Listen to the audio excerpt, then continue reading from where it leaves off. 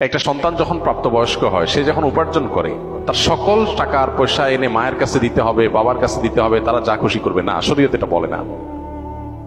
শরীয়ত বলে সম্পদ যে উপার্জন করেছে এর ব্যাপারে অধিকার একমাত্র তার।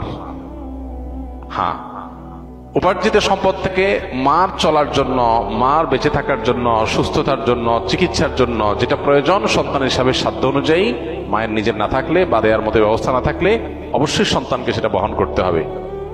আর স্ত্রীর সর্বাবস্থায় স্বামী হিসাবে স্ত্রীর ভরণ পোষণ এটার ব্যবস্থা করতে হবে।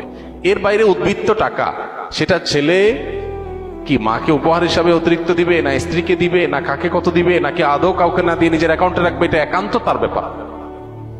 এখানে শরীয়ত মা বাবাকে ইন্টারফেয়ার করার অধিকার দেয় নাই সেইভাবে যেভাবে আমাদের অনেক মা বাবা মনে করেন যে তাদের অধিকার আছে। ছেলে বিদেশ গেছে, উপার্জন করে টাকা পাঠাবে সব বাপের নামে মায়ের নামে, তারা যা খুশি করবে, তারা সেখান থেকে বৌমাকে যা দেওয়া দিবে আর যা নেওয়া দেওয়ার না দিবে না। এভাবে আসলে ইসলাম মা বাবাকে এতটা অধিকার দেয় না যে সম্পদ সারা জীবন যা কামাই করবে সব বাপ মা যা ইচ্ছা তা করবে। জি না, এই সুযোগটা নেই। অনেক মা বাবা এটা জানেন না এবং এখানে অনধিকার চর্চা করেন তারা।